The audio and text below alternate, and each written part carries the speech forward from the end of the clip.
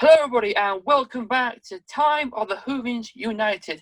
Today it's a review on a very special story. Well, it's Doctor Who, the movie. And today I am joined with probably the biggest fan that I've ever known of this film. So without further ado, would you like to introduce yourself? Hello, I'm BTech on YouTube or at Supergit on Twitter. Just call me whatever. Call me John to make this easier. I love this movie. I have an unhealthy amount of love for this movie, and we're just going to be talking about it and reviewing it. It's going to be fun. Absolutely fantastic.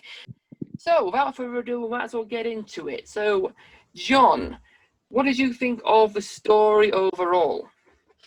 Overall, I think it's a fine Doctor Who story, but I feel like the beginning, the first half, is top tier Doctor Who, some of the best Doctor Who I've ever seen. Whereas the second half, it's still good, but it's like the screenwriters got a bit drunk one night and just forgot, how to write something fantastic like they already had been doing, if you know what I mean. Yeah, I get that. I do agree. I think the beginning is great. It's just the back end. It gets quite a bit confusing. What's going off? They can't try to explain it, but I don't quite get it. It's how does the Eye of Harmony, how does that all fit in? How does that actually work? How does that solve the problem? I don't quite remember how it fit in, apart from they're going to use this to save the day. Hot take, but the first half of the movie is my favorite regeneration episode. So from that, it's a total disconnect, kind of. It's fun, but my brain switches off. I just kind of look at the pretty colors and at the master in his costume, and I'm like, yeah, no, this is cool. I still like this, but it's not as good as it was 10 minutes ago. Which is, it's okay. Yeah. Now, see, the movie itself was designed to try to restart and regenerate Doctor Who as a whole. So it had a big job to do. And when watching it, I can see them trying to explain everything as if new viewers are watching. So there was quite a lot of exposition, there's in the middle and at the start where the Doctor is talking to Grace, and Grace is basically us who are the new viewers. He's basically telling her, I'm the Doctor, I'm from Gallifrey, that's the Master, don't trust him, I've got a TARDIS that travels in time and space. He was telling us all the information, which is great, because obviously for new viewers, they need to understand all the key aspects and all the basics of Doctor Who. But I do, feel like the beginning was quite a bit obviously explaining what Doctor Who is and who the Doctor is and trying to set the scene. And then obviously once the story really kicked in is when it got a little bit confusing with all the different elements. So we'll move on then to the Doctor then. What do you think of Paul McGann as the 8th Doctor? The best Doctor, as in the best actor who is suited for the role of the Doctor. Every word he says is just Doctor energy. He's never not felt like the Doctor in the movie, and I'm so sad we only ever saw him in live action twice. It breaks my heart so much. Honestly, the amount of love I have for Paul McGann, I'm going to put it like this. For 10 years, a whole decade, Matt Smith was my favourite. Peter Capaldi came along, didn't like him. Jodie Whittaker came along, didn't like him. The first time I watched the Doctor Who movie, which was this year, instantly Paul McGann takes the top spot. That's how good he is. I was the biggest Matt Smith fanboy, and now Smith is at number 3. That's the impact Paul McGann has. No, yeah, I get that. Yeah, I was impressed with Paul McGann, his performance. I thought his performance post regeneration was great. The Doctor was confused. He had no idea who he was. He was all over the place. He was very wobbly, and he was absolutely scaring Grace because she had no clue what was going off. It's really cool just to see how weird he is and how he's coping with the situations, trying to figure out who he is, which this sort of thing helped to explain all the basics of the show. I do think he was quite dashing and quite fun. He's one of those Doctors who like to run about and be very active and be all over the place. His costume was quite cool as well. I thought his costume was very different. Oh, it's amazing. It is quite a cool costume, to be honest. But I do feel like he's kind of a bit underused because obviously he's running about, he's with Grace and talking through the plan of what's going to happen. But at the end, he's trapped by the master, and it's actually Grace who saves the day, really. The motorbike scene was pretty cool, though. Him on a motorbike is pretty cool. I've never seen that before. That was quite a bit of exciting TV. What I also find interesting about McGann, and this is actually a conversation I've had with some classic Who fans before, he's very much the archetype for the new Who Doctor. You know, really dashing around, a romantic love interest for the companion. You know, just even in like the way he's like dressed, it feels like very Tennant and Smith like. And I've had debates with some classic Who fans who don't actually consider McGann a classic Doctor. They consider him the first new Who Doctor, which is actually quite interesting. Because when you look at it like the archetypes of a classic Doctor and the archetypes of a new Doctor, he does fit more of the new Who Doctor types. But then the argument could be made someone like Capaldi fits more of the classic Who archetype. So that's like, it's a weird space, you know? But I can see the argument. I can see the point. Before we move on to the companions, I think it would be unfair to ignore the other Doctor in this story. Definitely. So Sylvester McCoy, he gives it his all. You know, even though he's there for like 5 minutes, he's still very much like got it, if you know what I mean. Absolutely. You know, he's still, you know, it's hard to put into words because this wasn't my first exposure to McCoy, but it was the first one that I like remember. Like I watched Remembrance as a kid, but I remembered nothing about it. So this was basically like my reintroduction to McCoy after forgetting everything about him. And he still carries this demeanor, like, you know, the way when he exits the TARDIS, how he just like fluffs his coat a bit, you know? Yeah. How he, you know, just, you know, how he's reading, you know? It sounds like little, you know, it sounds like I'm praising little details, but you can still, it just shows like how much he's still remembered of being the Doctor. So I found that his costume, you know, a completely different costume. That was interesting to see. Even his hairstyle is obviously a little bit different with it being 7 years later.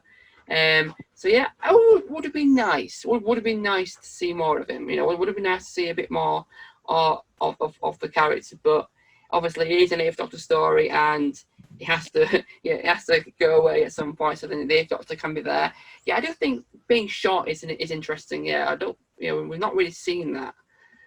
Especially just being gunned down by a mafia, by a mob with machine guns. That is completely different, which is cool to see. And obviously, it does set up the story with Chang Lee, of course. So I think it would have been a more interesting route if like Chang Lee accidentally killed the Seventh Doctor, and like, you know, so still there's a gang fight, whatever, like, you know, what we saw, but Chang Lee's the one to shoot the Seventh Doctor by accident. Okay. So he calls the ambulance because he feels bad. Mm-hmm. And then when the Doctor dies, I don't know, they could have done something slightly different with that. And it would have made I know we're going to get onto the companions in a second, but it would have made Chang Lee's character more well-rounded and more sympathetic in total. But I'll explain that more when we get onto the companions. Yeah, section. so we'll go on to the companions now. So we'll start off with Grace. Yeah.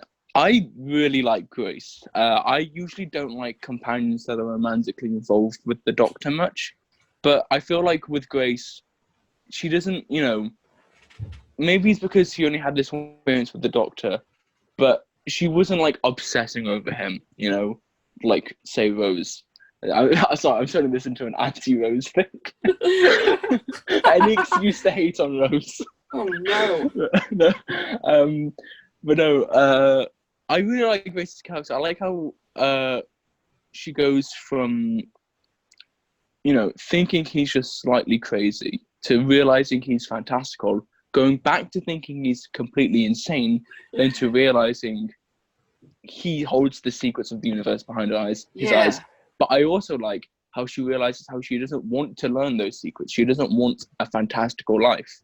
So she just lets her encounter with the Doctor be what it is, you know, and I love that. Yeah, I feel like she's very smart and logical, you know, because obviously with being a doctor, so seeing this man say, you know, he's got 2 hearts and he can regenerate and come back to life, she's very smart and logical, and she uses her head and think, actually, no, he's just mad, he's insane.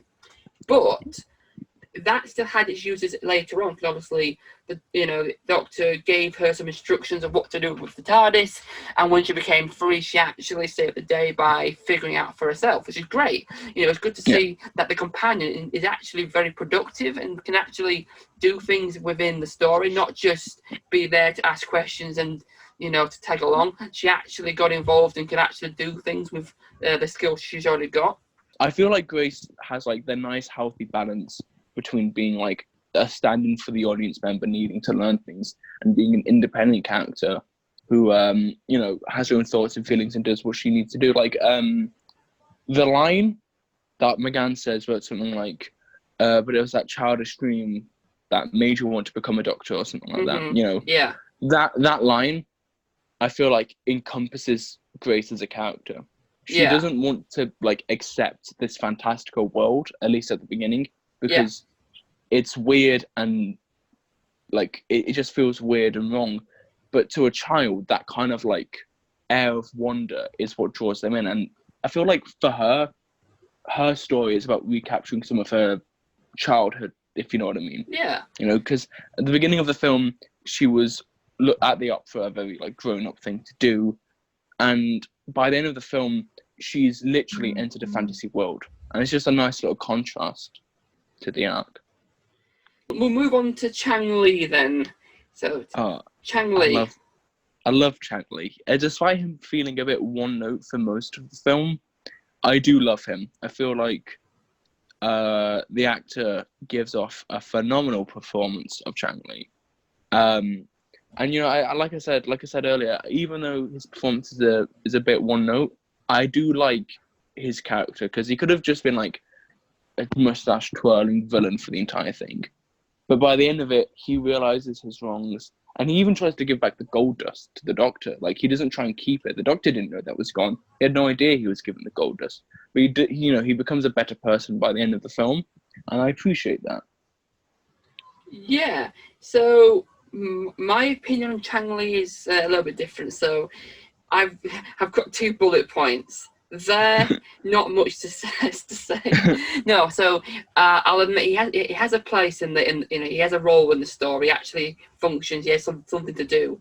It's just that his motives. The Master offers him like, oh, he'll be rich. This man is clearly insane. But money. Yeah, I'll do it. It's fine. Yeah, and then obviously he comes to his senses at the end. He actually realizes, I can do good here. I can save this guy. It's he did actually do like a whole 180, which is cool. Which is a good point to move on to the Master then.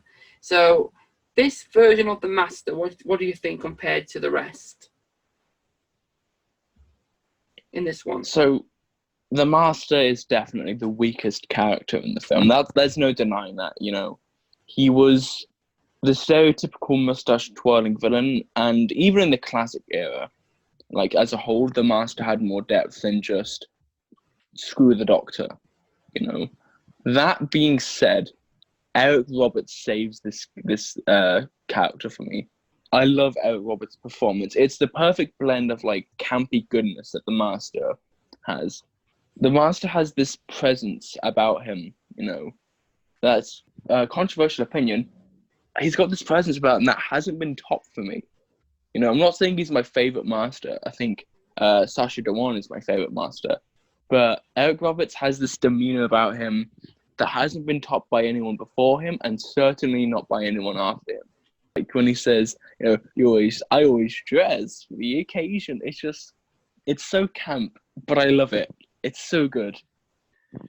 Yes, I definitely think he's a very cheesy Master. He's definitely like your very typical movie villain, like ha ha ha, you won't stop me, sort of thing. You can't stop me now. Ha ha. I'm gonna win, sort of thing. Yeah, definitely not the best incarnation. He's probably the weakest character in the whole movie. But I will admit, he is quotable. He has a few quotes that are very, very iconic. So obviously you've just said there about him, dressing for the occasion. But the other one I found quite funny, which I can actually relate to a similar quote in the new series. So it's when he and it's him when him and Chang Lee are in the ambulance, and McGann and Eight and Grace have just stolen the motorbike, and I think Chang Lee says something along the lines of, "They're getting away. What do we do?" And the master goes, "We're in an ambulance." It's so good. I love it. We are in an ambulance, and it's like, oh yeah.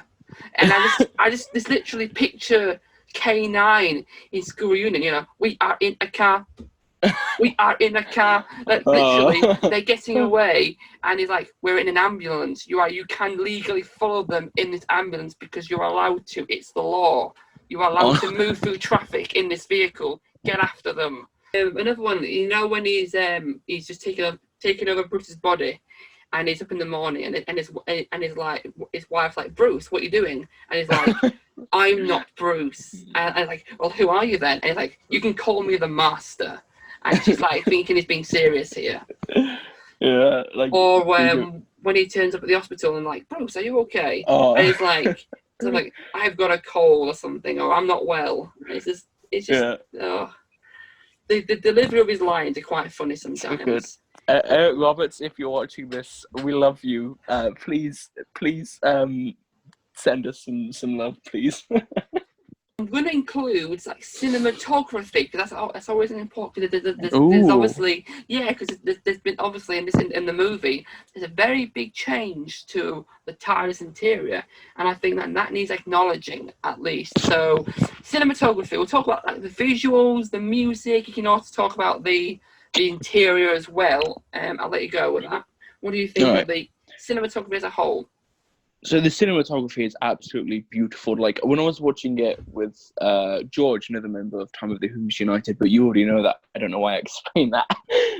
all the time when I was watching it, he just kept commenting on the beautiful cinematography, like after McGann had regenerated, and he was, the who, I see, that bit. He noted that one specifically as looking beautiful visually, and I didn't realize until he pointed out, but that does look amazing. Like, I emailed that scene to my film studies teacher, and he's the type of guy where it's like, you can have a crap story but great visuals, like, cinematography and all that, and I will enjoy the film. And he said, "Wow, this actually looks pretty good. Like, I like," and I told him it was like a TV movie and whatnot, and he bloody loved it. And it's just, there's so many beautiful shots and camera decisions in this film that, it's clearly not a rushed TV movie. They didn't just rush it out to make some money. It's just, they took time and care. The music is perfect. The best version of the Doctor Who theme. Corey knows this. Corey knows that how much I love the theme. The opening is actually my phone wallpaper. I love it that much. And set design, I think it all looks amazing. Like Grace's house. But I'm purposely leaving the best for last. That's why I started with Grace's house.